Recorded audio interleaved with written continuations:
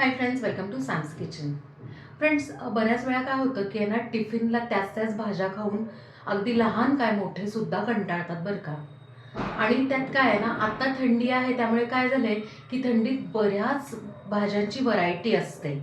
त्यातच आहे ना एक गाजर अगदी फ्रेश येतात, मस्त कवळे कवळे गाजर आणि फ्रेश मटार येतो. येस, या दोन भाज्यांचं मिळून आपण आहे ना एक मस्त चटपटीत भाजी करणार आहोत.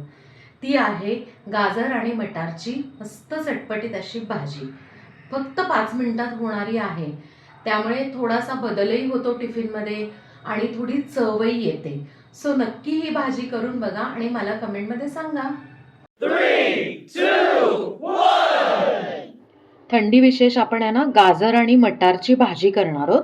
इथे मी आहे ना 1 बाउल मटार छान सोलून घेतलेले आहेत, फ्रेश आहेत आणि तसेच कच्चे घेतलेले आहेत. आणि इथे 2 गाजर घेतलेत, स्वच्छ धुवून सोलून घेतलेले. आता आपण आहे ना गाजर चिरून घेऊया. हे ना अशा पद्धतीने आहे ना आपण कट करणार आहोत, अगदी छोटेसे तुकडे. दोन्ही गाजर आपण चिरून घेतलेले आहेत. आता आपण आहे ना भाजी करायला घेऊया. इथे आपण पॅनमध्ये ना अगदी छोटासा डाव तेल घेतलेला आहे. त्यात ना अर्धा चमचा जिरे टाकून घेऊया, थोडासा हिंग, 1 चमचा किसलेलं आलं, थोडीशी हळद.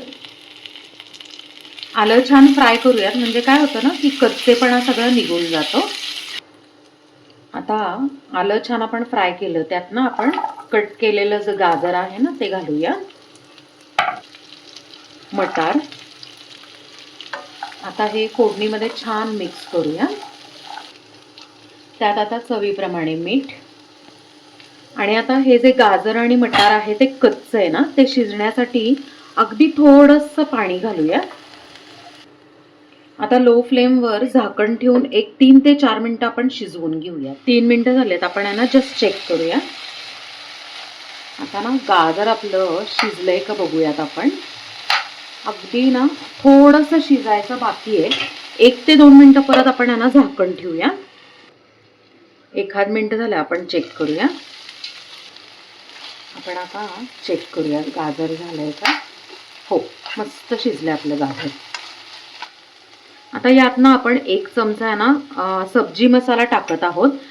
समजा सब्जी मसाला नसेल तर मग तुम्ही लाल मिरची पावडर आणि गरम मसाला टाकला तरी चालेल.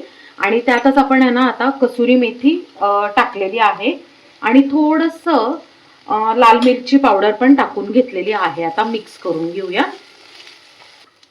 भाजी मिक्स करून झाली की फायनली आहे ना त्याच्यावर थोडीशी बारीक चिरलेली कोथिंबीर.